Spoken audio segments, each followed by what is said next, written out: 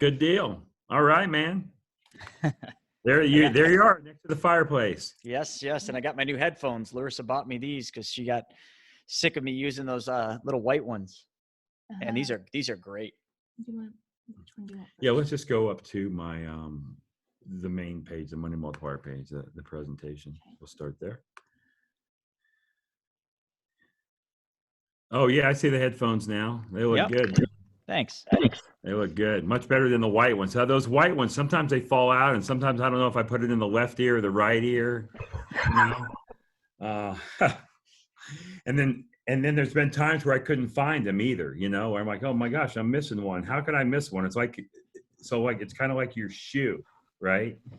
It's like, how do you misplace one shoe? So normally I don't. It's just that my dog, if I leave my shoes on the ground, and my dog, will get kind of excited, and she'll take one and take it outside by the pool deck or something. So, I'm out there searching for my shoe. I don't have that problem with cats. Yeah, cats don't do that, do they? No, they don't steal your shoes. But Chris, in Florida, your cats will bring you lizards and spider love presents.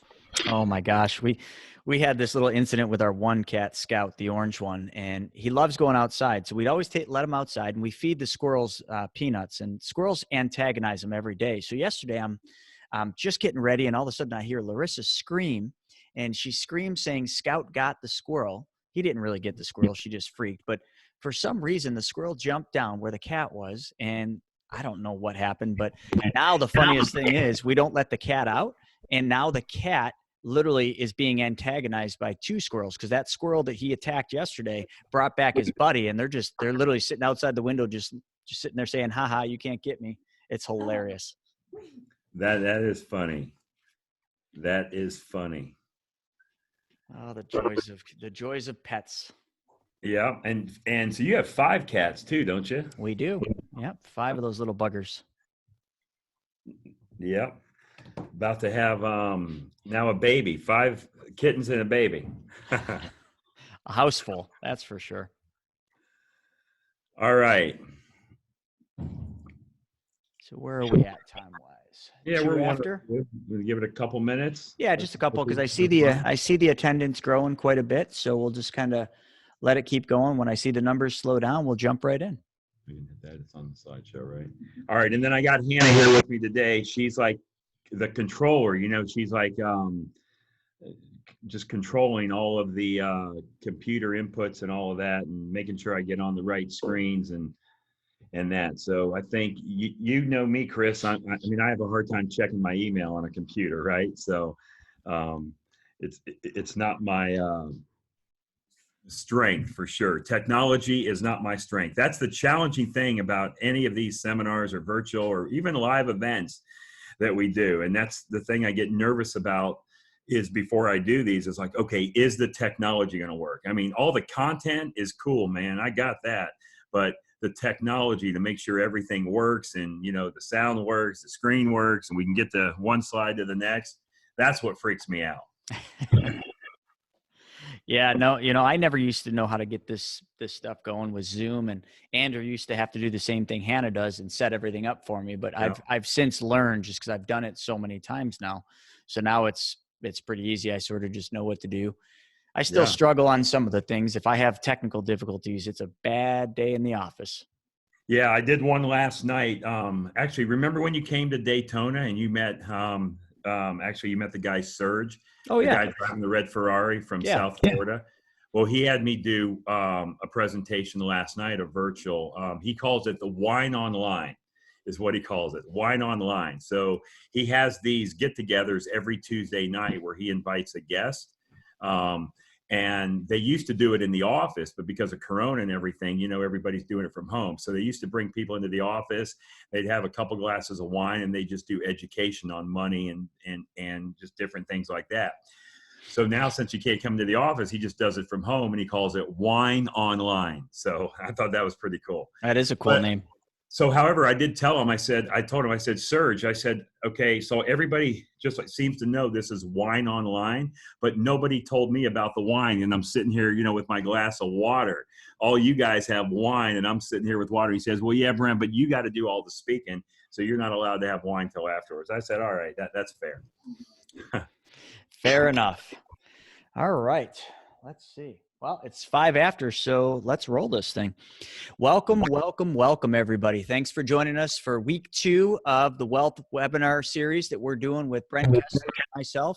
We're going to be going into all sorts of different topics regarding the money multiplier, the infinite banking concept, and how you can be the bank and use these strategies. So week 1, if you missed it, if you didn't see week 1, no problem. We can send you a recording of week 1. That'll be no problem at all. Matter of fact, you might have already got it when you registered for this. So the only people that will get the recordings of all 6 weeks are the people that are registered. Then after we're done with the 6 weeks, what we're going to do is we're going to put all 6 weeks on Money School TV, and it's going to be an entire curriculum.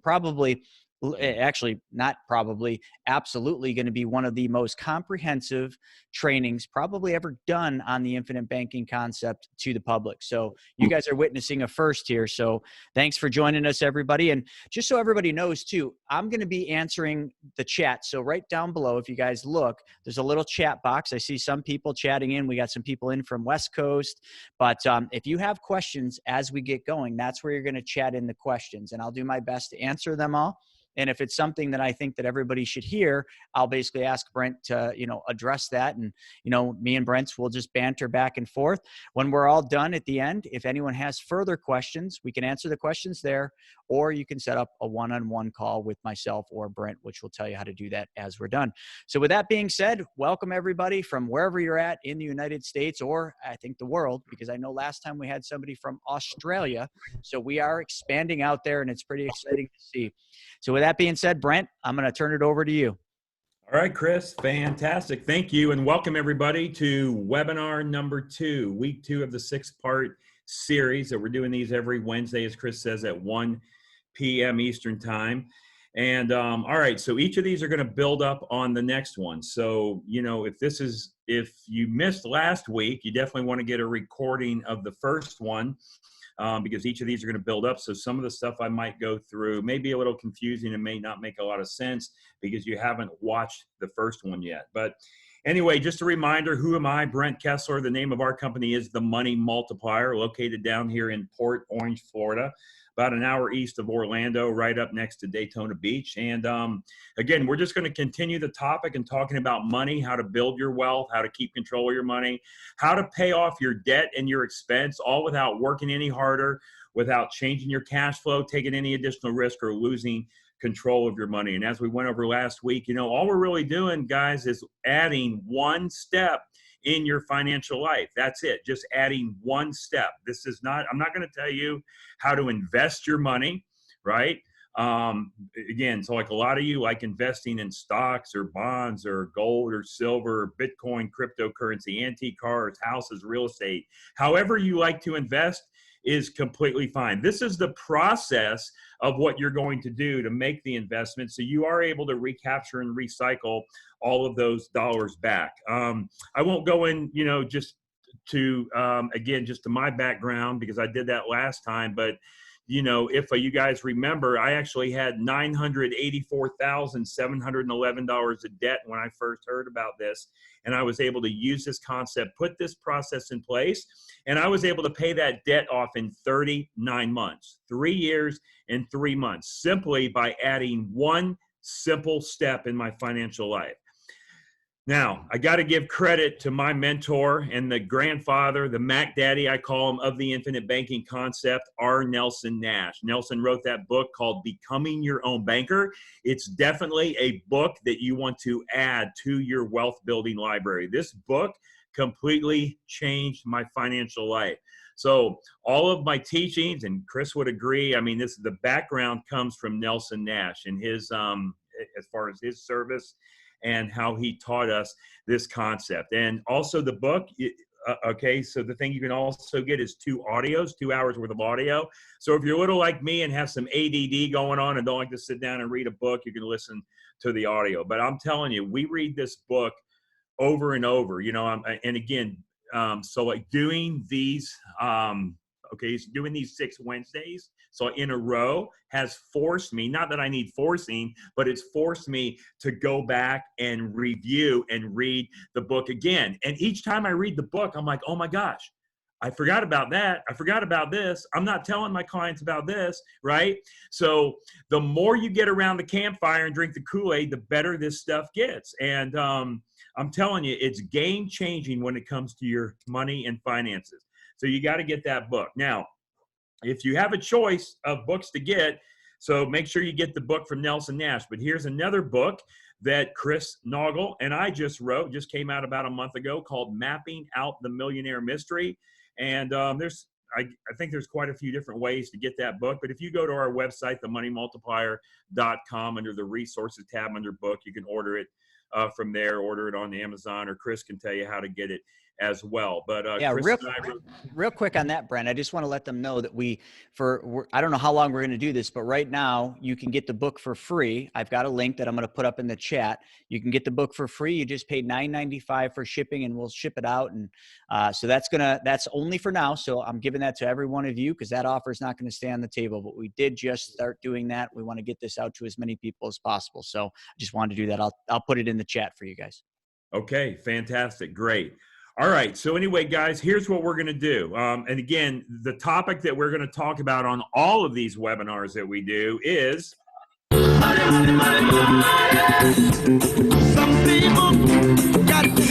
right. So money, that's what we're going to be talking about, is money. All right. So again, as far as talking about money, the thing we're talking about is how to build your wealth, how to grow your wealth, how to keep all the money in your family, how to pay the debts and expenses that you're already paying, and now you're able to get your money back for the products and services that you're already buying. And remember, last week I shared with you how we do this with a car. And I want to go back to that car example, and I want to just point out a couple things here on the car example that I did. So let me bring this up. Hang on, it's coming up here on the screen. Okay, now remember, the machine that we're using, also in the bottom left-hand corner of this slide, if as we're going through this, and again, you probably want to write this down now because I don't know if it comes up on too many more screens, but as I'm going through this, if there's more information that you want to know, all you need to do to schedule a call is text the word Brent to 33777, or I think you can also text Chris 3377. It doesn't matter who you talk to, Chris or myself, okay? So you might want to just anyway jot that down now, and again, you may find it useful at the end or down the road later, or you may not, but I don't know how many more times this comes up, but Chris will probably share with you it at the end anyway. So anyway, all right, so let's go back to the car example. Now remember, okay, the thing that I did last week is I proved to you how you're going to get all the money back on all the cars that you're going to buy, drive, and own. So what that means is not only do you get the car, but you also now get the money back. And remember the machine that we're going to be using to build our wealth, the machine that we're going to be doing, the machine we're going to use to do this. It is a whole life insurance policy in a mutual company that pays dividends, right? That's the vehicle that we're using. Now, why are we using a life policy to build our wealth? Because this is what the rich do, right? This is what the wealthy do. Remember from last week, the #1 purchasers of whole life insurance in the world are conventional banks. Conventional banks own more in whole life insurance than all of their land and their buildings combined. So all we're going to do is we're going to mimic exactly what the wealthy do. So that is the machine that we're using. Because some people say, well, life insurance, I know everything there is to know about life insurance. No, you don't.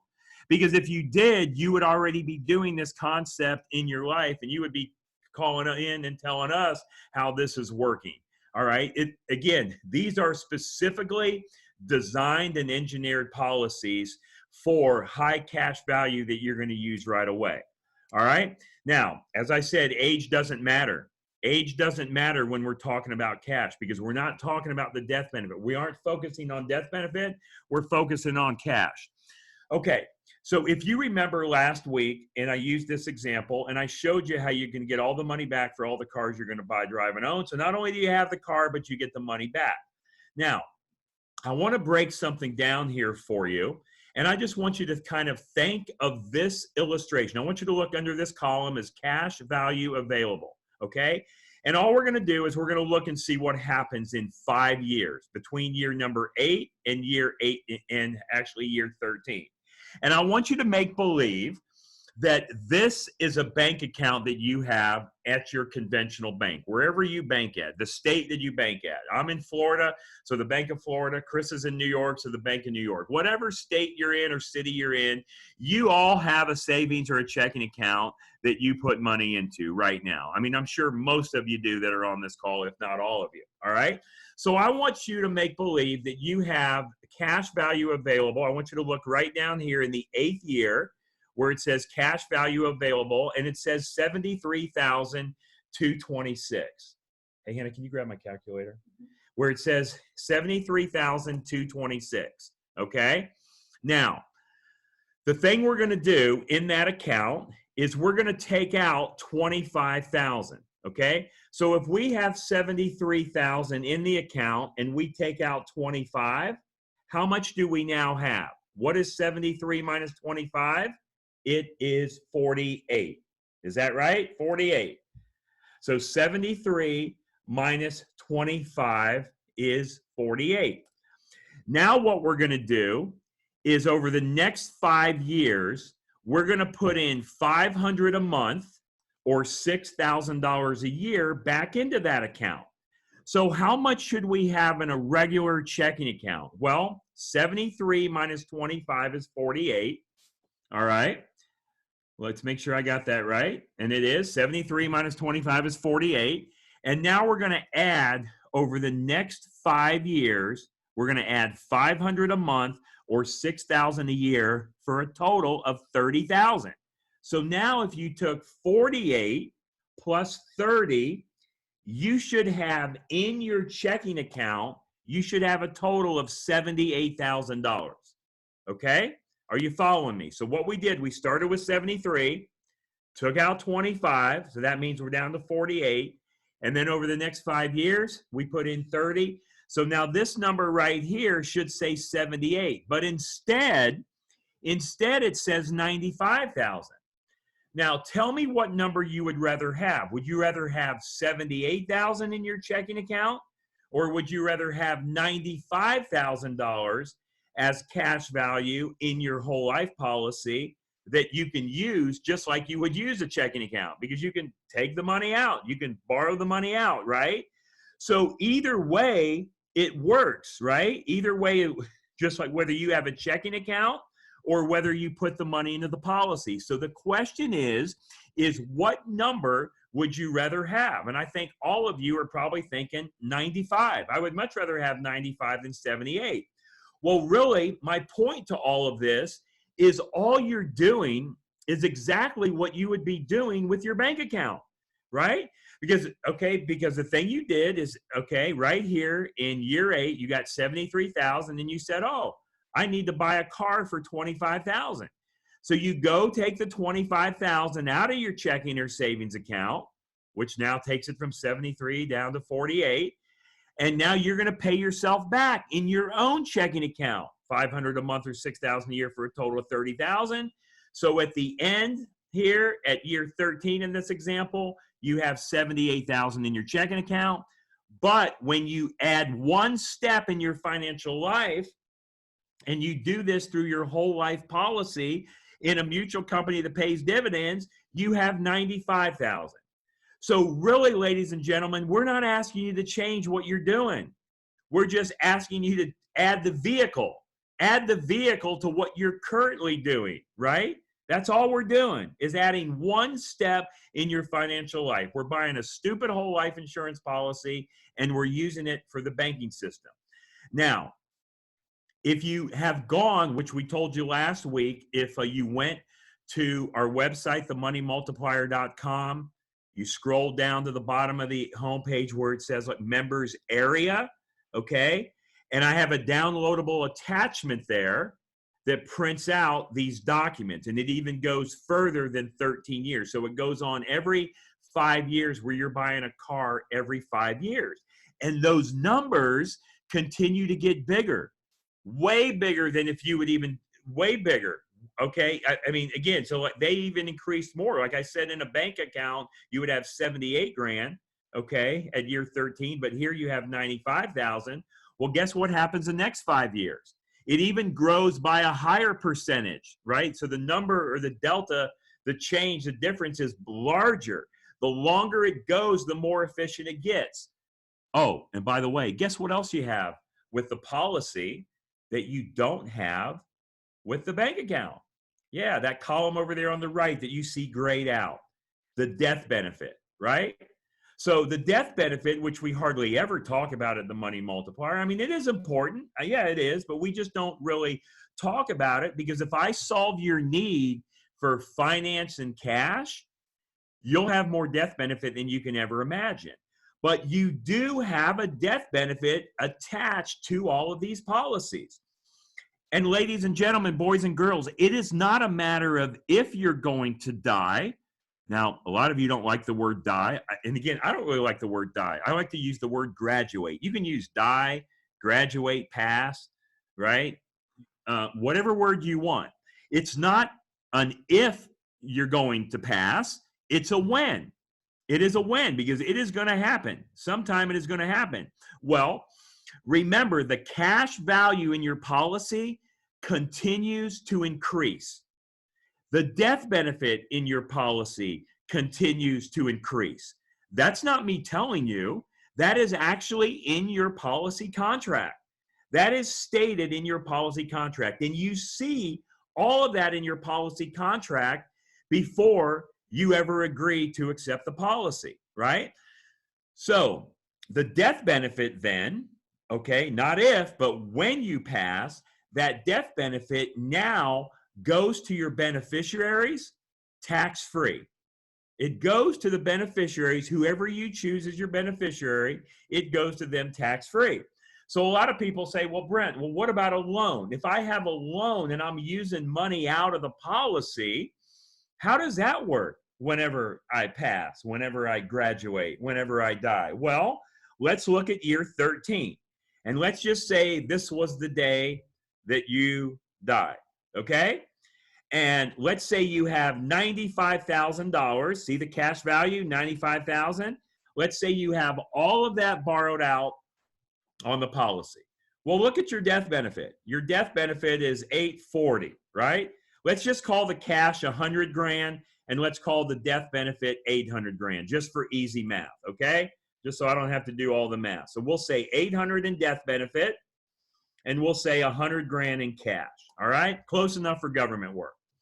So now, the day that you die, the day that you pass, the day that you graduate, what happens is that $800,000 in death benefit is now going to pay off the loan, assuming that you've borrowed out the 100 grand, right? Now that's going to pay off the loan, and your beneficiaries are going to get the difference. So basically, they're going to get $700,000 is going to go to your beneficiaries tax-free, plus they get the assets that loan just paid off. And hopefully, as you've been practicing this, you have been buying assets with the money that you're using from your policy. I'm not saying you always have to buy assets, but hopefully with that loan, some of that you've bought assets. So a loan on the policy is simply a prepayment of the death benefit. That's all it is. We are borrowing against the death benefit. So in other words, we're using the living benefits of the policy while we're living. You see, most people, when they think of life insurance, they think, oh, okay, well, life insurance will be good for my children, grandchildren, my beneficiaries. No, man, this is about you using this. This is about you using this money in your policy now. I mean, yes, there will be a death benefit, right? Okay, and if there is a loan, which hopefully, okay, so the day that you pass, you've totally maxed out your policy with assets, and you're using the money to do everything that you're going to do while you live. And then your beneficiaries are still going to be in great shape, right? So use your money. This is a way, and again, I know a lot of people, they're like, oh, you know what, when I just go home and when I leave and when I pass, I want to make sure I keep care of my family. Absolutely. That would be great. Keep care of your family. But what about you while you're here? Why don't you keep care of yourself as well as we're going through this? Okay, so I just wanted to point that out. So as you're going through this, kind of look at that and see, oh, okay, well, I can put my money in a bank account or I can put my money in a policy, right? Now, again, this is long term. It's not right, okay, I'm going to do this for 1 or 2 years and then stop. No, this is something you're going to add to your financial life and you're going to continue to do it. If you have the mindset of like, I want to just do this for a couple or a few years and then don't do it anymore, then run. Hang up the phone, X out of the meeting, and go do something else, right? This is not a get-rich-quick thing. This is not a sprint. This is a marathon. Hey, if Brent? you listen to the audio version that Nelson Nash says, he says in that audio version, he says, how about if there's a way that you can build wealth through your own debts and expenses that you already have? Because see, up to this point, here's what you've been doing. Every time you spend money, you take that money, right? You take that money and you buy products and services with it. You give it to someone else, and in exchange, they give you a product or a service. But the money is gone. It's gone. It's totally left your family forever. When you run your money through this system, now not only do we give the money to whoever we're buying the product or service from and they get the money, but now we have a system in order to get all the money back. So we not only have the money, but we have the product and service. And that's exactly what I went over and explained to you last week on the car. How to get all the money back on all the cars you're going to buy, drive, and own. And if you can do it with a car, guess what else you can do it with? You can do it with a boat, a bicycle. You can do it with a cell phone, a computer, jewelry, furniture, clothes, a house. It doesn't matter. Your taxes, whatever it is that you're spending money on, you're now able to recycle and recapture those dollars. So not only do you get the product and service, but you also get the money back because now you have a system. Everybody should be in 2 businesses. Nelson Nash says this in the book. Everybody should be in 2 businesses.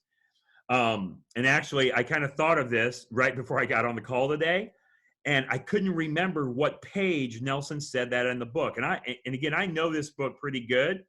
And anyway, I don't have my highlighted version of my book where I'm at today. So I'm scrambling through the book looking for it, and I couldn't find it. So if you guys know what page number it is, if you would share it, but if not, I'll have it for you next time. But Nelson says in the book, everybody should be in 2 businesses. The business where you make a living, which is the job you do. I mean, whatever it is, wherever you're working, whether you work at Walmart, whether you're a CEO of a company, whether you are your business owner, that's the business that you make your money, right? Wherever you make money, that's one business you should be in. The second business is the banking business. And the banking business is the business that is going to finance everything you do while you live. Now think about that for a minute, right? All of us are already in a business right now, whether it's our job. You might work at Walmart, Target. You might work at the bread company, the restaurant, the gas station. You may be a doctor, a lawyer, an accountant, whatever it is. You may be a real estate investor. That's how you're making your money right now, right? But now, what about the banking business? Are you in the banking business? Are you truly financing everything you do while you live? And the answer is probably no. So again, a lot goes into that. And I'm telling you, that Nelson Nash book, so like read it over and over and read it slow sometimes, and you can absorb every sentence that's in that book has great meaning. Okay. So we broke down the car example. Now here's what I want to show you next. Okay. And then after this, I'll open it up for some questions, but let's talk about, all right, how you spend your money. Okay. Let's talk about how you spend your money. This is how most people spend their money, and you're probably the same way. All right. Now, the thing that we do is we spend 20 cents of every dollar goes to automobiles. And I'm not saying just the cost of the car. I'm saying the maintenance, the gas, the upkeep, insurance. 20 cents of every dollar goes to automobiles. We spend 30 cents of every dollar goes to housing. We spend another 40 cents of every dollar goes to living, everything that we do while we live. food, travel, entertainment, taxes, etc. And we're trying to save 10 cents or 10%, right? Now, are you guys aware of what the average savings rate in America is today? Some people tell me 0%, 2%, 5%, right? Well, as of about a couple years ago, the last time I looked at this, the average savings rate was about 5 to 6%. Prior to the previous recession, it was a negative number, but ever since then, people started to hunker down and they started to save more. So I'm going to say that you are saving 10 cents of every dollar, 10% of every dollar, which would be above average. But Chris Naugle told me, he says, hey, Brent, this is going to be an above average group we're talking here to today. So I'm assuming you guys are all above average and you're saving 10 cents of every dollar. Now, when most financial coaches, advisors, planners, so whenever they come and talk to you about money, they're not talking to you about the money that you're saving. They're talking to you about the money that you're spending, right? All right? Or no, I'm sorry, I said that wrong. All right? When most people talk to you, they're talking to you about the money that you're saving, and they're trying to get you a higher rate of return on the amount that you're saving. And in order to get a higher rate of return on what you're saving, that involves more risk, does it not? Yes. As a matter of fact, how are you liking the risk in the last couple months with your money, wherever you've got that saved, i.e. 401k, stock market, qualified plan? How's that been working out for you, right? So there's more risk associated with that. Well, here's where Chris and I are different. We're not going to talk to you about the amount of money that you're already saving. We're going to talk to you about the amount of money that you're spending. And if we can just take some of the money that you're spending, okay, which is basically 90 cents of every dollar, and if we move it into your savings category, then haven't we just increased your savings without working any harder, changing your cash flow, taking any additional risk, or losing control? Absolutely. So all we've done is take some of what you're spending, transfer it to your savings. So for example, I want you to take a look at the automobiles. Let's just say that we're spending 20 cents of every dollar that goes to automobiles, and now we knock it down to 15 cents, okay? So now instead of 20, it's 15. Well, now we take that extra 5% or 5 cents of every dollar, transfer it over to the savings category. Now your savings category goes from 10 to 15%. Haven't we just increased your savings without working harder, changing cash flow, taking any additional risk, or losing control? All we've done is added one simple step. We've just transferred it over there. All right, let's talk about interest, okay? Interest that we pay to others. We spend 5% or 5 cents of every dollar goes to interest to other people, right? Now, every time we buy a car. Now, I know what a couple of you are saying. You're saying, not me, Brent. I don't pay any interest on automobiles. You know why? Because I pay cash for all my cars. I pay cash. And anyway, you guys tell me that, and so it kind of give me a chest bump that you're proud that you pay cash. Well, let's really talk about paying cash and why you pay cash. There's only two reasons that you pay cash for a car. Number one is because you don't want to have any payments. And number two, you don't want to have any interest. That's why you pay cash for a car. Well, let's talk about those. Are those really true? Well, you tell me that if you pay cash for a car, you have no payments. Well, let me ask you this. Let's make believe we have a $20,000 bill, and we're going to go buy a $20,000 car. Well, in order to buy the car and pay cash for it, you have to give the car dealer or the car salesman the $20,000, don't you? So you had to make one payment because you had to pay him $20,000. Or you could make 20 payments of $1,000 each, right? So either you make one payment of 20 or you make 20 payments of $1,000 each. Either way, you have a payment, because even if you pay cash for that car and you make one $20,000 payment, the thing you have to do is automatically start saving right now for the next car, do you not? Because the car that you're driving or the car that you're about to buy, is that car going to last you forever? No. How many of you on this call are on your very first call you've ever bought, on your very first car you've ever bought, driven around? No, you've went through cars. Your second, third, fourth car? I mean, unless you're 16, 17, 18 years old, you're probably driving at least your second car. And you're going to continue to go through life and buy and sell cars. So how do you like to make payments? You want to just do them randomly, or do you want to have them systematically done? Hopefully you want to have them systematically. The second reason you pay cash is because you don't want to pay interest on that car. Well, is that really true? Look, imagine, I want you to imagine if you have a $20,000 bill, okay, and you go pay cash for that car and give them $20,000. You now had to give that $20,000 to the car dealer. That $20,000 is gone. It is gone. It has left your family forever, right? So even though in your mind you didn't pay interest on it because you paid cash, before you gave the $20,000 bill to the car dealer, that $20,000 was in an account somewhere that you controlled earning interest somewhere, was it not? So now you've just taken that away. You've taken that away, right? So you're no longer earning interest on that $20,000. See, as you learned last week, when we buy a car, and when we buy the car and we borrow the money from the policy, and remember, we're not borrowing the money from the policy, we're collateralizing our policy. We're putting up our policy for collateral and taking a loan from the general fund of the insurance company. So that means when I took $20,000 to go buy the car, when I took it out of my policy, I didn't take it out of my policy. I put my policy up for collateral, took a loan from the general fund of the insurance company. So what does that mean? That means my $20,000 is still in my policy, compounding and growing at that guaranteed tax-free growth rate. Huge, absolutely mind-bending huge, that will totally alter and transform your financial life for the better if you understand that. Let's go to housing.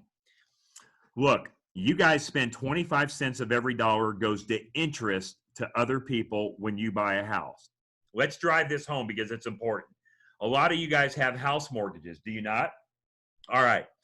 So let's just make believe that you have an interest rate on your house, 3, 4, 5, 6%. It doesn't matter. It doesn't matter what percent, but let's just call it 4 or 5% for easy math. All right. So every month when you get in that statement and it says house payment due, it's generally the same payment every single month, is it not? Yes. And if you look real closely at that house statement, it breaks it down into two sections. It breaks it down into a principal section and an interest section. Now, I want you to look at your last house statement that just came in. And I want you to look at the interest part of that statement for this, okay, for this current month.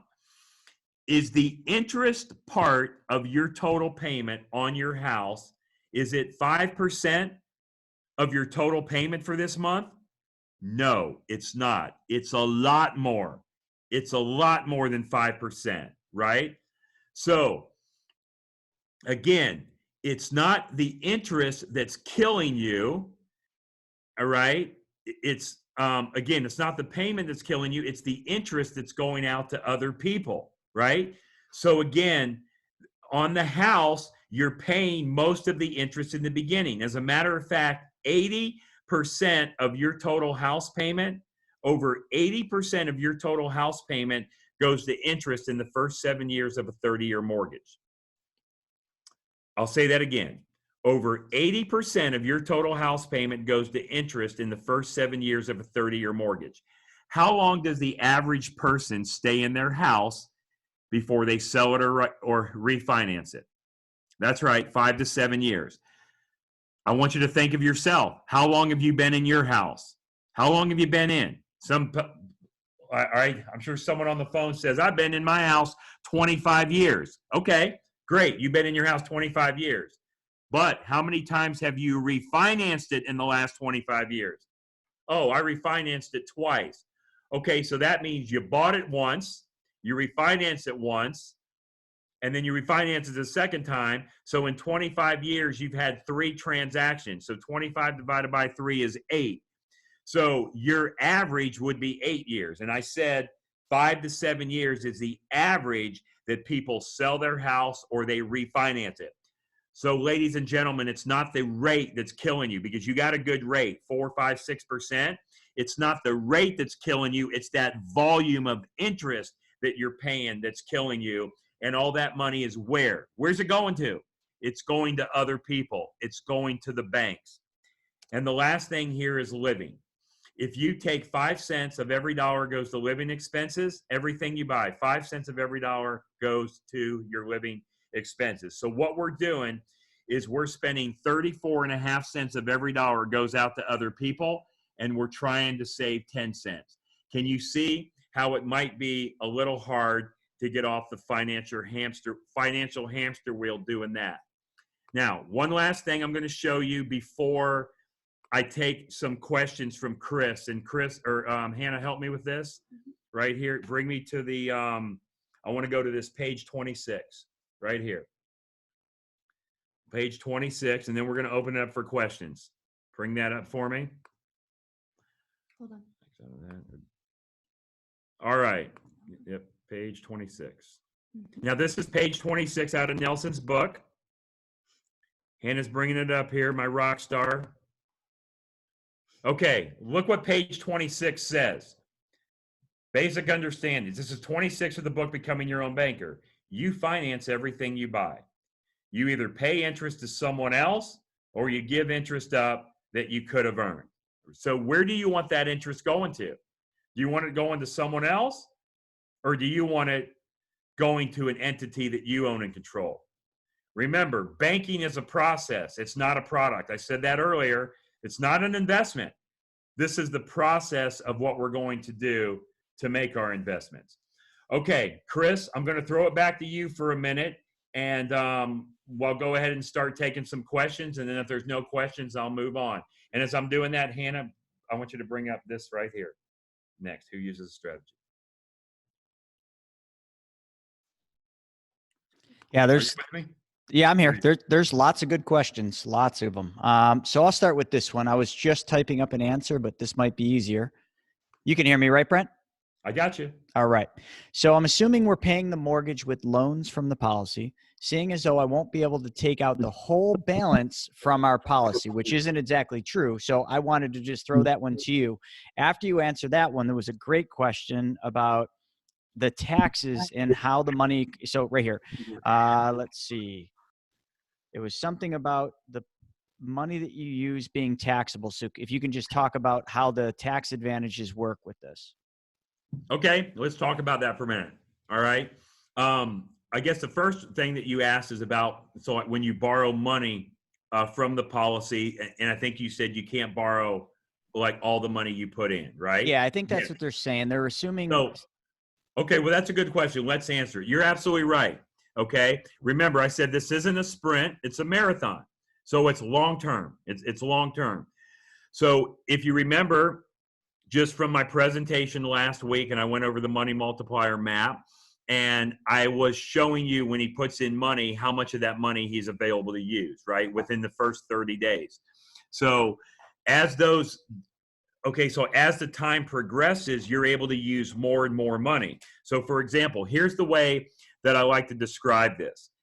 So like if you put in $1, say today, let's say you have access to 55 cents of that dollar. Now the second year you put in $1, and now you have access to 65 cents of that dollar. The third year you put in $1, let's say you have access to 90 cents of that dollar. The fourth year you put in $1, we'll say 95 cents. And then every year after that, when you put in $1, you have access to equal to and more than you're putting in. Now, all the money is yours that you put in the policy. You just can't borrow dollar for dollar out in the first couple years. But here's what I want you to think about. This is what really turned the light switch on for me. When I understood this, let's just say, for example, that I have a business opportunity for you, okay? And this is the guaranteed way that this business is going to work, all right? So I'm going to present you with this opportunity, and I want you to tell me how much of this business you want, okay? Here's how the business is going to work, okay? the thing we're going to do is we're going to start a business from scratch. And the thing we're going to do is we're going to put in $1 into that business. And okay, so from that $1, we're going to pay all the overhead of the business, and we're going to be able to use 55 cents of that $1 in the first year. You're thinking, well, that's okay. I put in $1 and I'm using 55 cents, not where I need to be, but it's a brand new business. I'm starting it from scratch. So now the next year you do the same thing. You put in $1 into the business, pay all the overhead, and now you're able to use 65 cents of that $1. And you're thinking, not really where I want to be yet, but it is going up, so it's going in the right direction, and I know the business is still new.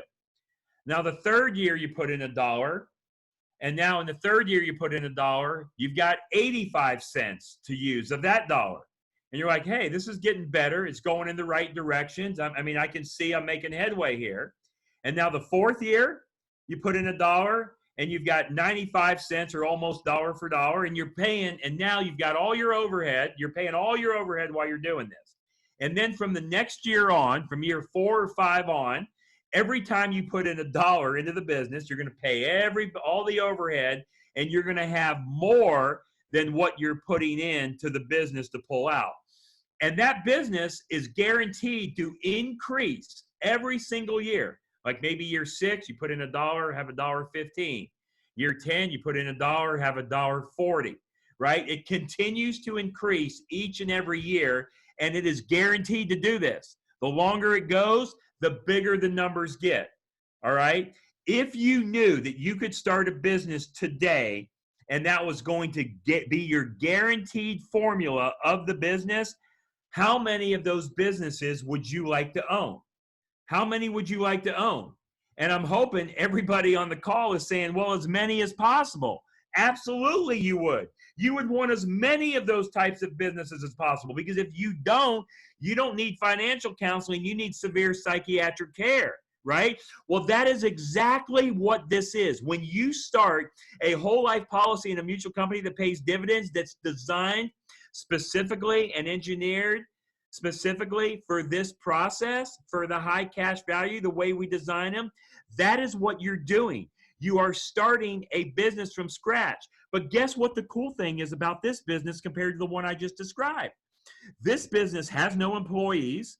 It doesn't have anybody saying, hey, can I have some time off? It doesn't have anyone calling in sick. It doesn't have any employees bitching or whining about their schedule, right? It doesn't have payroll taxes and all of that stuff. There's no grass to cut. There's no, when the air conditioner goes out in your building, you don't have to maintain that. Your landlord, you don't have to deal with your landlord. As a matter of fact, this is a business that you only have to attend to 15 or 20 minutes a quarter. You can set it and basically forget it almost. 15 to 20 minutes a quarter. Okay? So it doesn't require your time. And on top of that, guess what? Let's just hypothetically say that worst case happened and you died, say, in the second year of starting this business. Well, you're thinking, well, man, I died in the second year. So that means I put in $1 and I took out the first year 55 cents. The second year I put in $1, took out 65 cents. So that means I got $1.20 of the $2 I put in. You're thinking, well, that wasn't a good deal, right? Because I died early. Well, no, because guess what we're forgetting? We're forgetting the death benefit. So this business is not only going to do everything I just told you it's going to do, but it's also going to give your family, your beneficiaries, your spouse, children, or whoever you want to be your beneficiaries, multiple times money that will go to them tax-free because of the death benefit. So is your spouse ever going to be mad? Is your spouse ever going to be mad at me if, let's say you die in the first, second, third year, or whenever, it doesn't matter when you die, right? Is your spouse ever going to be mad at you for buying this stupid whole life policy in the mutual company that's designed and specifically engineered for this banking concept? Hey, Brent. Absolutely they won't. So that's what you have to think about. Hey, Brent. Yep. Got another really good question. This is one that I think a lot of people would love to hear, and I get this all the time. It says, why would one pay off a car loan using a policy loan at 5 or 6% rather than using a 3% loan through a credit union? I know the answer, but he just wants to hear you explain it because I've already gone over this with Eric. Yeah, the main thing is one key word: control. Control. When you owe somebody else money, they are in control. Okay. Now, that's the key thing. Now, so does that mean that I'm not going to use a bank to go out and finance something, especially in a low interest rate environment like we are now? Absolutely, I'm going to use the bank. I'm going to borrow money from the bank, and I'm going to be able to use my money, okay, and I'm going to take advantage of some of those lower interest rates. But you got to look at how is the interest calculated. Is it simple interest? Is it compounding? So you got to look at all of that. But and again, this is something that we're going to go in probably on the next session. I have it scheduled for either the end of today or the next session. We won't get to it today, but I'm going to go in and I'm going to show you how you can use a home equity line of credit in order to build more of these banking policies. So in other words, kind of think of it this way. Even if you don't do banking policies, right, just like we're talking about, the thing you want to do is you want to have access and be able to use your money. For example, so like as far as equity in the house, is the equity in your house, how is it helping you right now? How is the equity in your home helping you right now? It's not. Somebody else is controlling it. So you're sitting there maybe with a lot of equity on the house and somebody else is using the equity. Could you go to a bank today all day long and borrow money from a bank, a home equity line of credit at 4, 5, or 6%? And yes, in this interest rate environment, absolutely, right? So could you, especially for our savvy investors out there, and I know a lot of real estate investors are probably on this call, could you borrow that money from a bank at 5% and go put it into something that's going to give you a 10% return? Maybe do a note, maybe do a fix and flip, maybe you're going to lend the money to someone else. Absolutely. Those deals are out there all day long. Call Chris Naugle. Chris Naugle will tell you, he'll turn you on to people that have those deals all day long if you want to earn 10% on your money and be in first position of the mortgage in the collateral. You have the collateralized position the same way the bank does on your house. So really, it's all about control. So I agree. And again, I'm going to throw this out there, and I know I'm kind of going back and forth a little bit. That's where my ADD comes in, but you guys will just have to deal with that because that's who I am, right? And I'm pure and I'm genuine, and I'm going to give you what I got. For example, so 2 cars I bought. My last 2 cars I bought my wife's, I bought her convertible Camaro, and I bought my F-150 truck. Well, I had the money in my policy. I could just go buy the car from the policy, no problem. And I could have played with it the same way, the car example, exactly that way. Okay. And I could have paid myself back, borrowed the money from the policy, paid myself back. Yeah. But instead, because the one car dealer was offering 1.9% interest and the other was offering 0.9% interest, and I'm buying about $100,000 of cars here between the 2 cars, right? I'm thinking, well, okay, I'm going to take that $100,000 and I'm going to put it over here in this investment vehicle after it comes from my policy, because remember, the money should go through the policy first and then go make the investment. That's the ideal thing. So now I'm going to take the money. I'm going to take a loan from my policy, okay, of the $100,000. And I could have went and I could have paid cash for the cars. And then I could have paid myself back on the cars, right? But instead, what I decided to do is I decided to take advantage of the 1% and the 2% interest loan on just from the conventional bank. So now I've given up control to the bank. I don't like it, but I myself, I'm disciplined enough with my money that I can take back that control every time I want. So if the bank pisses me off or I don't like dealing with them anymore, I can take back control. But I chose to take their money and pay them back at the 1% and the 2%. And I took my $100,000 from the policy, okay? But I didn't take it from the policy. I put my policy up for collateral. So my $100,000 stays in the policy.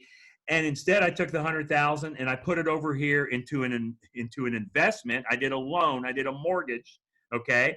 And I did this And I did it, and I'll tell you what I did. It was on Upper Captiva Island in Florida.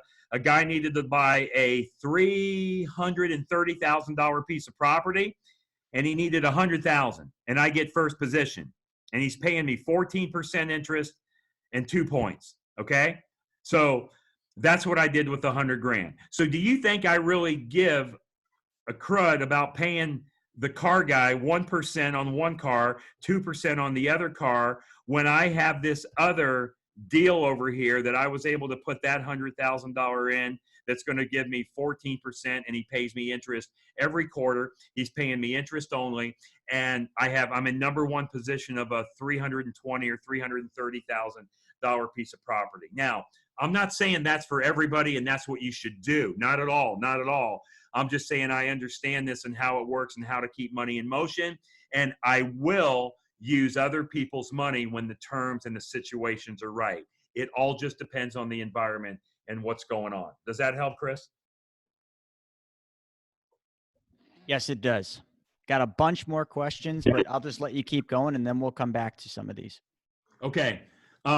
So the next thing I'm going to go through is, so let's see who uses this strategy. Let's take a look. Who uses this? Well, this is how the University of Michigan pays their head football coach, Jim Harbaugh, right? I remember I was in Denver, Colorado, about to go up on stage and present this concept live. And I got there a little early. It was a morning presentation, and I had some time. And again, so kind of like I do every day. Well, I haven't been the last couple months, but almost every day I like to go to ESPN.com and look at the sports scores and see who won, see what's going on in the sports world. So I go up to ESPN.com, and this article is up there. And it says, if you see there on the top left, November 16th, 2016. And anyway, just to give you a high level, what the University of Michigan does is they're paying Jim Harbaugh, their head football coach, his salary through this life insurance policy. Well, why would they do that? Is the University of Michigan stupid? No, they knew it. They do it because they know they can get all the money back. They can pay him a big salary and get all of the money back. The same way we show you how to get money back for products and services, you can do this for your employees, right? I mean, payroll, same exact thing. So I encourage you to go check that out. Joe Biden, whether you love him or hate him, look what it says there. On the top left, Biden says he has no stocks, bonds, or savings accounts at all. And then go down in the middle, Biden has, he says, in addition, he holds 6 life insurance policies with Mass Mutual. That's one of the companies that Chris and I write with, is Mass Mutual. We write with one of 5, and that is one of them. And so, okay, again, here it is. Your vice president, your former vice president, maybe you're the future president. He is actually practicing this. He has 6 life policies. Why does he have 6 and not just 1? Well, remember what Nelson Nash says. This is about a system of policies. It's not about one policy. It's about a system of policies. Walt Disney. You guys ever heard of Disney World? Walt Disney wanted to start Disneyland, but after failing in the pursuit of traditional means of financing, in other words, here's what that means. After failing in traditional means of financing, in other words, Walt Disney went to a bank, tried to get a bank loan from a banker, and the banker said, no, I don't think so. I don't think you qualify, But and then on top of that, he had to go through the thing that I call a proctology exam of trying to get approved for a mortgage or a loan. Have you guys ever tried to go get a bank loan? I mean, how hard is that? And isn't it a little funny and strange how the banks come running to you when you no longer need them to borrow from, right? The banks will come running to you and saying, hey, do you want to take a loan? But back when we needed to take a loan and we needed to use a bank, the banks weren't there to help us out. Isn't that a little crazy? It's absolutely crazy. So the banks need you more than you need them, all right? Especially when you start building your wealth and you're building money. So anyway, Walt Disney, what did he do? See that word collaterally? He put his policy up for collateral and borrowed money from the general fund of the insurance company. Ray Kroc with McDonald's, same thing. Same story as Disney, basically. I'll let you read it. But he borrowed money to help cover salaries of key employees. He also used some of that money for advertising campaign of that mascot we all know of today as Ronald McDonald, all right? Stanford University out in California. Well, there you go. His wife lost their son in memory. They started the Leland Stanford. Following Leland's death, his wife tried to sell her jewel collection. but couldn't raise enough money to save the university. She then used her husband's policy proceeds to avoid closure during a dangerous 6-year period of financial distress. Look, guys, I want to hone in on this right here. I want to hone in on this. Look at the last sentence. She then used her husband's policy proceeds to avoid closure during a dangerous 6-year period of financial distress. Right now, tell me, what do we got going on in the economy? What's going on in the environment, right? We got this Chinese virus going on, yes. So things are shut down. We got the coronavirus. Everything is shut down, closed down. And people are out there struggling. I get it. They're struggling because they don't have the money. They don't have money coming in.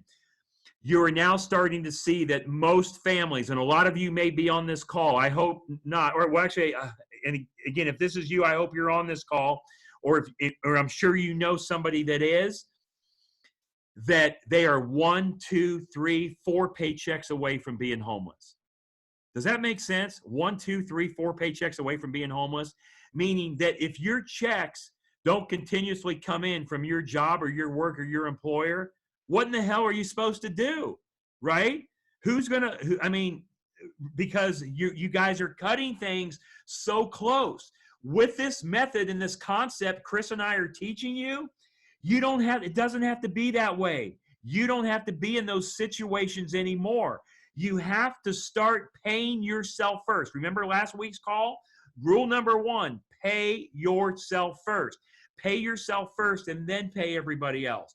You have to start keeping control of your own financial life, and you have to build your own family financing and banking system, because I don't think this is the last time we're going to see something like this. It may be the last time in my lifetime, and I'm going to be 53 this year. I hope it is, but it may not be. But what about our kids, our grandkids, future generations? What's going to happen? We're going to get in situations like this again, right? I don't want to see, and again, this is my duty, and I love getting up every day to teach this stuff, and even more so now than ever, because I want to help people break the bonds of financial slavery they don't even realize they're in, and start taking control of their own wealth and their own money. So you've got to have a system. You've got to have a process. You have to have a concept to start taking control of your financial life. And ladies and gentlemen, boys and girls, I don't know of another system. I don't know of any other concept or system that works this good with these features and benefits. I've been looking for it for 14 years. And if you can find something that works better than what Chris and I share with you, then let us know just what it is. All right. Then we have Jcpenney. Same thing. The stock market crash. Oh, you ever heard of that? Stock market crash. 1929, Great Depression. So it devastated the stores and Jcpenney's personal wealth, but he was able to borrow against the cash value of his policies to help the company meet payroll and day-to-day expenses.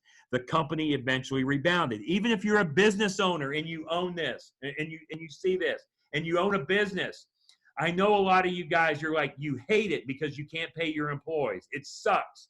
It sucks because you would rather pay your employees, a lot of you, than you pay your own self, but you can't, because where's the money coming from? You can't bleed a turnip, right? So as a business owner, don't you want to set your business up to where when we do go through something like this, you can not only keep care of yourself, but you can also keep care of the people that work for you, the people that depend on you? So anyway, I get a little crazy about that. So I'll get off of that soapbox. All right, next thing I want to go in, let me have Hannah bring up. I want to show you because what an average rate of return is versus an actual rate of return. So as Hannah's pulling that up, Chris, let's take a couple more questions if there is any. All right. So one of the questions we have is the policy or insurance company backed or secured by the government or the state? Do you think, and then it just says, don't think that would be the case, but by any chance, could anyone lose their money or the whole thing? I know the answer, but let's hear that from you. Okay, I'm going to answer it the way I do, Chris, and then you can just take over because you're a little more detailed on this than I am. But anyway, so like the insurance companies, these are mutual insurance companies, right? They're not stock companies. They're not regulated by the federal government. They're state regulated.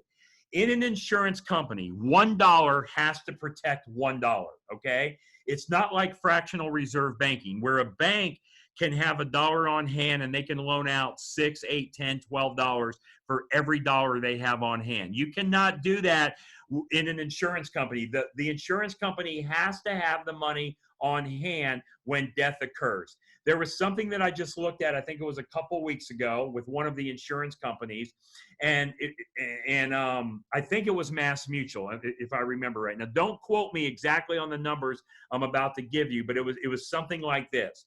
And so here's what happened is that if a Mass Mutual had to pay out every single one of their insured people, like all the people that Mass Mutual has insured, if they had to pay death benefit on every one of those, and if they all died today, Mass Mutual would be able to pay all the death claims, plus they would have an excess of $20 billion, B with a billion, $20 billion of cash still on hand.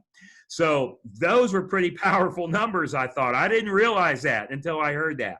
But all the insurance companies are like that. Now, I don't know of all of them and what the number is, and I might be a little off on the Mass Mutual, but it was a big number. But the insurance companies are state regulated. Now, see, okay, so the insurance companies, what they do, whenever you pay them premium, here's what the insurance companies do with that money. They put usually around 80% of that money, they go out and they put it into investment grade bonds. Another 7% they do in home mortgages. Another 7% they do to policy loans for their policy holders. And another 7% has to be sitting in cash. So when death occurs, they have to be able to pay that death benefit off, right? They have to be able to pay the death benefit. And when you own a policy in a mutual company, you see, it's not like a stock company where the stockholders make the profits and the dividends. Because it is a mutual company, you share in the profits and the dividends. So that money comes back to you in a form of a dividend. And once that dividend is declared, that dividend cannot be retracted. And all the companies that we work with have been paying dividends consistently, consecutively, without fail for over 100 consecutive years. There's only one that we work with that's been paying dividends for 97 years, but everyone else is 100 plus years without fail. But even if the insurance company doesn't pay a dividend, you are still have that guaranteed growth rate in your policy contract. So the dividend is above and beyond what the guaranteed growth rate is of the policy. And I'll end it with this. I lost my train of thought. Hang on, it's coming back to me. In a mutual company, you are the owner of here it is. There is no mutual insurance company that I have heard of, or actually just an individual that owns a whole life policy in a mutual company that has lost money. Now, a lot of you are probably thinking, well, what about AIG, Brent? AIG lost it on the investment side, not on the insurance side, the investment side. And they're not mutually owned. Okay. Here's another thing I want to put out about that. I've been in this industry since 2003. Insurance companies also they have state insurance funds that back the insurance companies. And there's also federal funds. I hate to, say it's anything even like the FDIC, but that's why AIG was bailed out. Now, AIG is a publicly traded company, not a mutually owned. Mutuals very rarely ever go out of business. I mean, you'd be hard pressed to find them. But here's another thing too, just to kind of give a little boost to Mass Mutual, because that's one of the companies we do right with. Last year, sometimes you got to think these companies might know something we don't know. Last year, Mass Mutual sold their investment arm. Many of you know of the company. It's called Oppenheimer Funds. They sold this last year to an investment firm called Invesco for $5.7 billion. Now, they did this because they wanted to, number one, capitalize on their investment arm, which was at the top of the market when they sold it. But secondly, they took those proceeds, and the way they structured that deal with Invesco, those proceeds are now being used to support and kind of provide security for the future dividends. So future dividends are now kind of partly backed a little bit by that sale of 5.7 billion because of the way they did that. I mean, that right there just shows you how smart these mutually owned insurance companies are and how they're always looking out to make sure that that dividend is paid out to their policyholders for a very long time. And Mass Mutual's never once missed one dividend for 163 years, I believe it is. And that can be the case for every one of the companies we use. They all have impeccable, like consistent and predictable dividend scales across the board. And Brent, I got a couple more here. Let's see. I mean, Leo's always saying that every time he talks about life insurance to people, they always turn the other way. Well, I'm going to let you answer that one. Yeah. Thank you for that question, Leo. All right. Now I'm going to be like a pit bull going after a T-bone steak after that question. So hold on. Let's hold that before the pit bull comes out of the cage. Let's get Eric's question. You stand to increase your cash value as well through compound interest. So as long as you pay yourself back greater than the policy loan interest. So he's referring to, what you were saying earlier with, bank loan versus bank loan versus using your money. But yeah, that's more or less just, that's that control thing. So, all right, let the pit bull out of the cage. Okay, can you repeat Leo's question one more time, just so I'm 100% on it? Sure. He says people turn the other way the second he mentions life insurance. Got it. Absolutely, they do, because everybody look. So anyway, Leo, I'm a chiropractor, right? I mean, chiropractors are on every corner of the town, just about, right?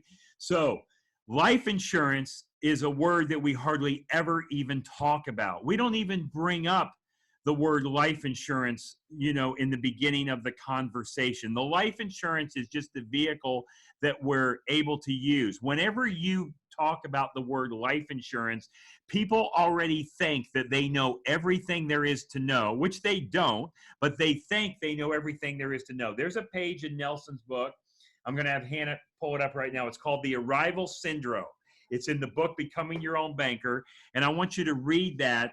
And what Nelson says, he says, look, some people just can't be taught new stuff. They think that they know everything there is to know about a particular subject, and they have arrived. And it's on page number 34 of Nelson's book called The Arrival Syndrome. Well, first of all, if I'm talking to somebody about this banking concept and they're asking me the question that they may ask, they say, well, what kind of work do you do? I mean, yeah, I sell life insurance. You can buy a life insurance policy from me. So I can say, oh, I sell life insurance, right? But no, I don't say that. Here's what I say. Here's the thing I say. And it's basically the first thing that Nelson says, he says on his audio, on the audio version of his book. How about if there's a way that I can show you how to build wealth through your own debts and expenses that you already have, all by simply adding one step in your financial life. For example, so that car that you bought over there, John, so that's a nice car. I bet that set you back a pretty penny, right? Now, I don't even know you, John, but I bet I know how you paid for that car. You either bank finance it, you paid cash for it, or you leased it, right? And he says, yeah, one of those answers. Well, here's what you had to do, John. No matter how you paid for that car in those three, just in those three scenarios, you had to give the money to the car dealer. The car dealer gave you the car. So he's got the car. So anyway, the car dealer has the money, you have the car, everybody walks away happy, the transaction is done. Well, that money is gone. It's left your family forever. How about if there's a way, John, that I can show you, not only can you get so not only can you buy the car and get the car, but now there's a system to get all the money back. How would you like to know that? If I could show you how to do that, is that worth an hour of your time? Is it worth 45 minutes of your time, an hour and a half of your time, whatever it is, right? Now, who's going to say no to that, right? So then I'll go into, and if he asks more questions, I then will send them, I say, look, so this concept is way outside of the box. It's like riding the backward bicycle. I'm not going to be able to sit here and explain it to you in 10 to 15 minutes. You're just not going to get it in 10 to 15 minutes. So I want you to go watch this recorded version of this presentation. And again, you can take them to any of my 10 sections, and you can take them to the car example if you just want to show them that.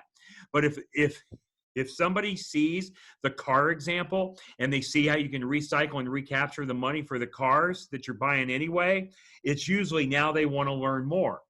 I don't even go into the whole life insurance side, and I don't even talk about life. And even, okay, so even through my whole presentation, that's an hour and 40 minutes long, how many times do I even mention life insurance? Not hardly at all. It's not that I'm trying to keep it, I'm not trying to hide it, because I do say it in the beginning. What is the way we're going to build our wealth? It's through a whole life policy in a mutual company that pays dividends, and a life insurance company. But it's not the life policy that you know about. It's a specifically designed and engineered policy with high cash value that's going to give you high cash value immediately. Chances are you've never, ever even heard of this policy. You never even knew they existed. I mean, Chris Naugle on the call that's hosting the call that wrote the book with me, he was a financial advisor for New York Life, for crying out loud, for years. He didn't even know about this. He didn't know how this worked. True statement. So, yes. So anyway, Leo, you don't go right in and say, let me tell you everything there is to know about life insurance that you don't know. No, that's a way to get you to run. They'll run fast, And again, guys, listen, this is a concept. Again, okay, all right. So there's nothing that we're selling. All right. I'm just going to take a guess that the guy that asked this question, Leo, is an agent, and he's talking to other people about life insurance. I'm just going to imagine he's probably an agent, and he's talking to his clients about life insurance. No, we're talking to them about the process, the concept of what we can do, this wealth building vehicle that the super wealthy have been using for the last 200 years. The Rockefellers, the Rothschilds, the Morgans, the Stanleys, the Barclays, all those people I just showed you who uses this strategy. The vehicle, the machine is the life policy. If there's a better vehicle than this, then tell us what it is. But the real thing should be that people are asking is, hey, I have a problem, and how can you solve my problem? I have a money problem. I have a finance problem. I want to build more wealth. I should be getting more of my money back. I don't like banks getting all my money. All of that stuff. You are a problem solver. You're teaching people this. And again, I know I got a lot of clients probably on this call right here. Out of all my clients that are on this call, have I ever came to you and I said, hey, how would you like to buy a life insurance policy? So would you like to buy a life insurance policy? No, I don't ever ask you. Even when we go through this, I just say, hey, you got any more questions? Is there anything else you got? Any other questions? And if you say no, I say, all right. If you want to move forward, let me know. Or I might say, okay, is this something you want to move forward with? Or so do you need more time to do more research, or whatever it is? Even if they tell you that they need more time to do more research, I mean, it's going to take you a month before you can start the policy anyway. Even if you tell me right now you're ready to go, you can't start yet. First of all, I have to get you approved. It is not a right for you to own an insurance policy. It is not a right. It is a privilege. Just because you want one of these things doesn't mean you're necessarily allowed to have one, right? Not everybody can have these. People, I mean, Chris, tell them, how many people do just get turned down and denied for different reasons, right? So not everybody can have one. So stop driving this thing home about life insurance. The life insurance, like I said earlier, it's the icing on the cake. It's the cherry on the icing. What we're doing is we're teaching people how to build wealth, how to create their own family financing system, how to keep control of their money, how to recapture, recycle all the dollars back from all the stuff that they're spending anyway. Well said. One more here from Dan. He says, does it, and I get this a lot, and there's different ways to answer it, and there's more to this question than just a simple answer, but it says, does it make sense to pull money out of an old 401k in the form of a loan to put into one of the policies to gain control of our money? I know we pay ourselves back for the loan on the 401k, just wondering if it makes sense or any sense financially. I don't know if you want to answer that one. I mean, there's a lot more that I'd need to know about this situation to be able to answer that. But the general answer, if you got a 401k and you can take a loan, then does it make sense to put it into this vehicle and put it, and use the vehicle to pay the loan back? Yeah, Chris. Anyway, so my answer to that is I don't recommend people go and pull money out of their 401ks to start policies, right? That's a decision that you are going to make down the road, not in your first policy. Now, we do have a scenario where we'll show in one of our later series where you can actually borrow from the policy. or again, I'm sorry, the thing you can do is borrow from the 401k to help fund your policy. Okay. And then we show you how you can get all the money back in the 401k without skipping a beat. And you're able to use the money to jumpstart a policy. Now, again, talk to your tax advisor, your CPA, or whatever about taking money out of the 401k. There are tax consequences, by doing that. There could be penalties if you're at a certain age. Me personally, I'm not putting money in a 401k. I'm not putting money in an IRA. I'm not putting money in a qualified plan. I am not doing it. And when I learned about this, I stopped putting money into that plan. We were putting money into my wife's 401k. I stopped it. And me personally, I ended up taking all the money out of that plan, paying the taxes and the penalties, and I don't have anything to do with that anymore. So that's just me personally, but it may not be right for you. Here's the 3 questions I would ask. Who's controlling your money, you or somebody else? Are there any guarantees with your 401k or your IRA? Well, no, there is one guarantee. It's guaranteed to never go below 0, but how exciting would that be if that actually happened? Now, I'm going to ask you 3 questions. Is $1 worth more today or in the future? It's worth more today. And if you ever forget that, think about how many candy bars you could buy 20 years ago for $1, how many you can buy today. Are taxes going to go up or go down? Yeah, they're going to go up. The history shows that they're going to go up. And tell me now, because of what we're going through right now in the environment, what do you think is going to happen to taxes in the next 5 years or whatever? Yeah, somebody's got to pay for all of this. Who do you think is going to be, right? Question number 3, if you have a choice to pay tax on the small amount of the seed or the large amount of the harvest, which one do you want to pay tax on? That's right. You want to pay tax on the seed, the small amount. Well, when you put money into a 401k, an IRA, a qualified plan, you're violating all 3 of those answers, because what you're doing is you're giving up good dollars today to get paid with weaker dollars in the future. You're compounding the tax because the tax is always going to be there. And when you do pay the tax, you're going to pay it at the higher rate and not the lower rate. So I'm just trying to get you to think about exactly what's going on. But yeah, that's question. It'll entail a more of a detailed call as far as what you are actually doing. I'll chime in. I'm really good with how 401k loans work, the rules, the ins, the outs, and how they can apply. So if you want, set up a call with me at the 3, just text Chris to 33777, and I can answer that, more intimate and more kind of as it relates to your specific situation. Yeah, no good. All right. Do we have any more questions? I know we're getting to the end. I always have more stuff than I have here.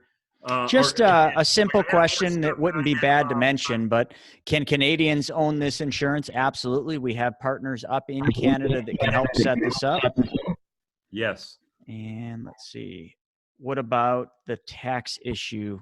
So Lynette, I guess I might be missing part of your comment there in terms of what you were asking. Then I got 2 more here, Brent. Oh, well, okay. Hey on Chris, the tax thing. I think you maybe asked that and we didn't answer it. So let me just say this about the tax. The way we're talking to you about these policies, okay?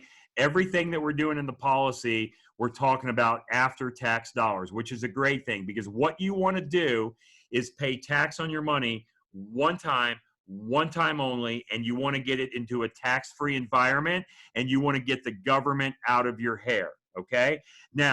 So like after the money is in the policy, we've already paid tax on it. Well, when you take a loan, okay, a loan is never a taxable event. Have you guys ever paid tax on a loan? No, never.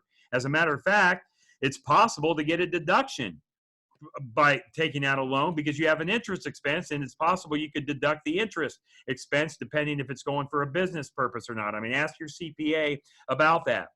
And the tax, so the tax itself on the death benefit, so there is no tax on the death benefit. So what we're doing is we're getting the money in a tax-free environment, and it's growing tax-free.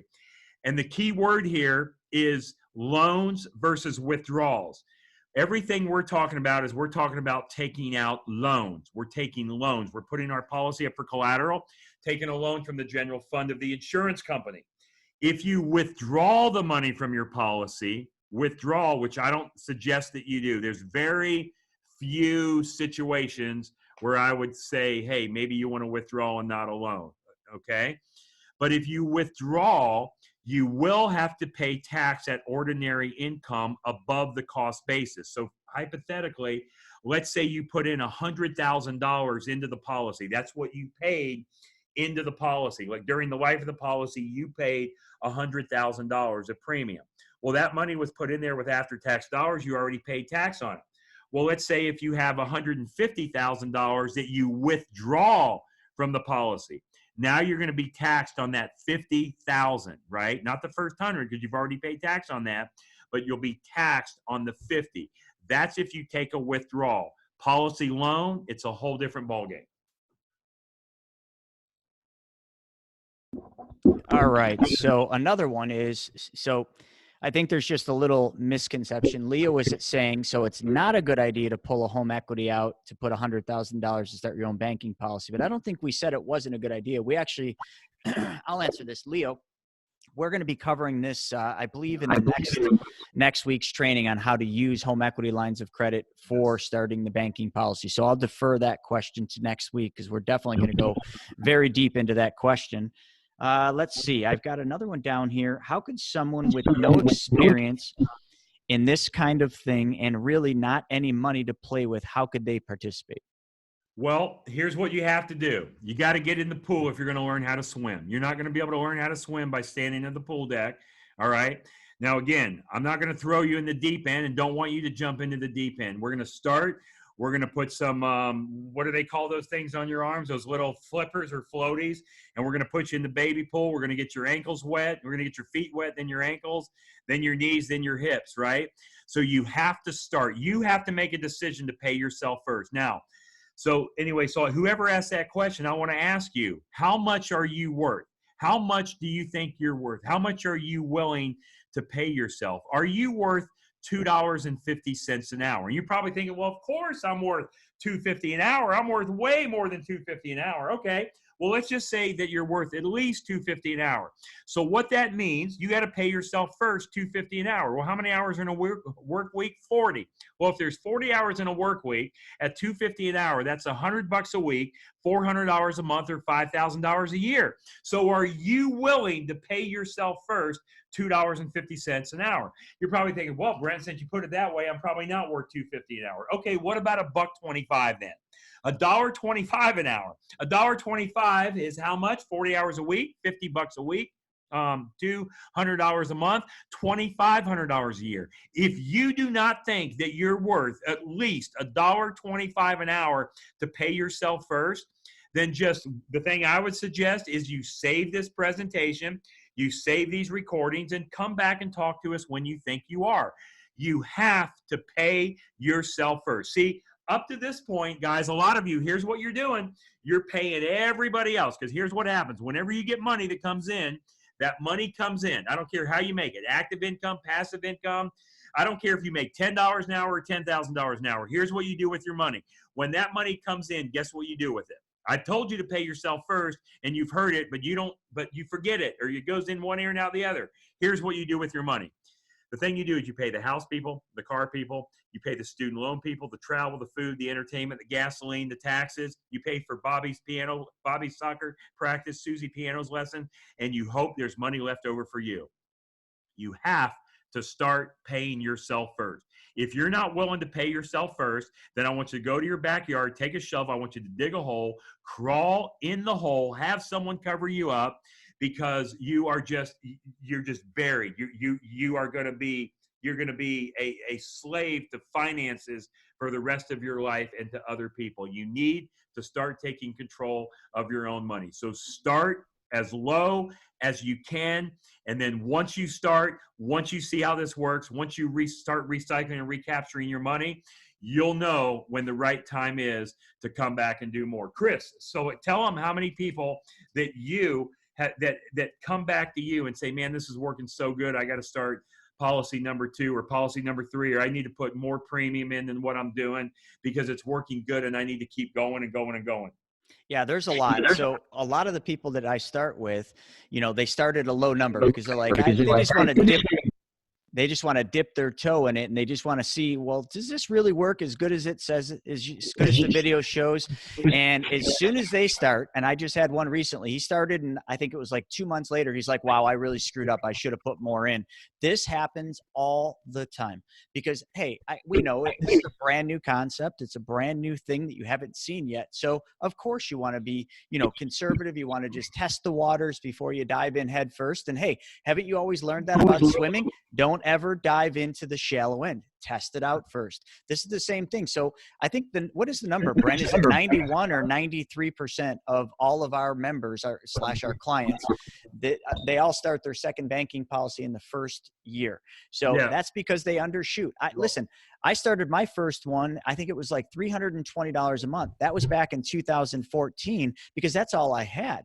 I just didn't have any more money. I was buried in debt, and I slowly started doing it. And I very quickly, as I paid debt off, I very quickly started my second one, my third, my fourth.